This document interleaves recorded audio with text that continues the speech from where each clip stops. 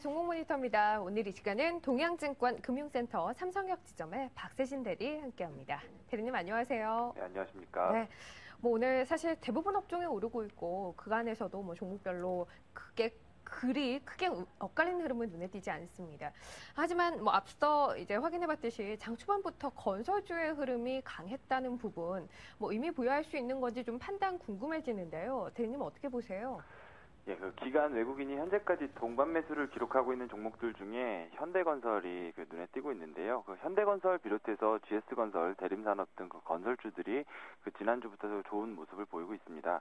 현재 대형 건설주들은 물론 중소형 건설주들까지 최근 흐름이 좋아진 부분을 체크해 볼 필요가 있겠는데, 지금 건설업종에 영향을 미치는 대내외 환경 변수가 상당히 우호적으로 진행되고 있다는 점을 말씀드리고 싶어요. 크게 세 가지 정도를 좀 볼 수 있을 것 같습니다. 첫째로 QE3에 대한 기대감이 작용하고 있는데, 만약 QE3 시행 시에 경기 모멘텀 개선과 유동성 확장 효과가 일시적으로나마 발생된다는 측면에서 보면 증권, 은행, 건설 등과 같은 이른바 트로이카 업종들이 전통적인 유동성 확장 수혜주로서 수혜를 받는 시나리오로 연결될 가능성이 부각되는 모습입니다. 정책상 모멘텀도 있죠. 지난 10일 정부가 내놓은 주택취득세 감면 혜택 효과로 국내 부동산 경기의 하방 지지가 가능할지 여부에 대해 관심이 많은 상황인데, 우선은 시장에서 긍정적으로 바라보는 분위기가 강합니다. 마지막으로 내일 열리는 금융통화위원회에서 금리 인하 조치에 대한 예상이 상대적으로 우세한 분위기라는 점 역시 건설업종에 우호적으로 작용할 수 있는 부분이고요. 다만 투자적인 관점에서 본다면 지금 건설주들을 이런 긍정적인 모멘텀을 기대하면서 신규 진입하는 것은 조금 신중할 필요가 있겠다는 생각인데요. 말씀드렸던 변수들이 확정된 사항들이 아니라는 점, 그리고 당장 내일 결과가 나오는 이벤트들도 있기 때문에 예상과 다른 방향으로 전개될 가능성도 현 시점에서는 염두를 해야 한다는 겁니다. 또 이런 부분들이 기대하던 방향으로 결과가 나왔을 경우에도 오히려 차익 실현으로 전개될 가능성 역시 배제할 수가 없기 때문에 보유 중인 투자자의 경우에 결과를 확인하고 대응하는 것이 바람직할 것 같고요. 신규 진입을 고민하는 투자자는 조금 신중한 접근이 바람직한 구간이라고 판단하고 있습니다. 그런데 이렇게 전반적으로 강한 분위기 속에서도 시가총액 상위 20위권 종목 내에서 LG전자의 파란불은 눈에 들어오고 있습니다.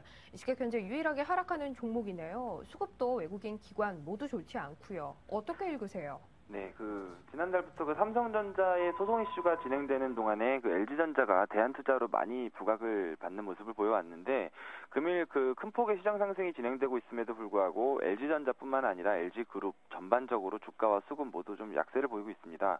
LG전자 같은 경우는 차기 스마트폰 야심작인 옵티머스 G폰의 디자인이 오늘 공개가 됐는데, 시장에서 기대를 많이 받고 있죠. 수급적인 상황은 현재 외국인과 동반 매도를 기록 중이면서 주가 역시 약보합에 좀 머물러 있는 상태입니다. 우선 3분기 실적에 대한 시장 기대치를 충족시키지 못할 가능성이 높다라는 부분이 부정적으로 작용하고 있는 모습인데요. 당초에 제시됐던 컨센서스인 분기 실적 2,600억 원 수준을 하회할 것으로 예상되고 있기 때문에 신제품 출시 기대감과 스마트폰 판매량 증가와 같은 긍정적인 모멘텀에도 불구하고 주체들이 적극적인 대응에 신중을 기하는 모습으로 해석할 수 있을 것 같습니다. 실적 관련 이슈는 본격적인 어닝 시즌까지 지속적으로 부담 요인으로 작용할 것으로 보이지만, 언급드린 긍정적인 측면에 대한 가능성은 분명 주가 측면에서 볼 때 긍정적인 영향을 줄 것으로 판단을 하고 있고요. 다만 기대감에 대한 부분이 실적 부담을 뛰어넘어서 주가에 영향을 주려면 시장 전반적인 분위기 자체가 좋아야 한다는 선제 조건이 필요하겠다는 생각으로 대응이 필요해 보입니다. 자, 이어서 오늘 거래 좀 신뢰 보이는 종목 한진해운 고르셨어요. 이 종목 어떤 관점에서 보고 계십니까? 예, 한진해운은 지난주 차트 관심주로도 소개해드렸던 적이 있었던 종목인데, 오늘 강한 거래량 동반하면서 장 시작부터 좋은 모습을 보이고 있는 상황입니다. 어제 약세를 보였었던 조선업종과 마찬가지로 해운업 역시 유럽 관련 이슈에 큰 변동성을 보이면서 민감하게 반응하는 업종인데요. 한진해운 같은 경우는 미국 주택 경기 회복세와 운임 상승 등의 긍정적인 모멘텀을 바탕으로 3분기 실적에 대한 기대감이 지속적으로 증가하고 있는 상황이기 때문에 긍정적인 흐름을 이어가는 것 같습니다. 특히 지난 2분기 영업이익 흑자 전환에 이어서 이번 3분기에 전체적인 실적에서 턴어라운드가 진행이 된다면 주가 측면에서도 상당한 탄력을 추가적으로 받을 수 있을 것이라고 보여지고요.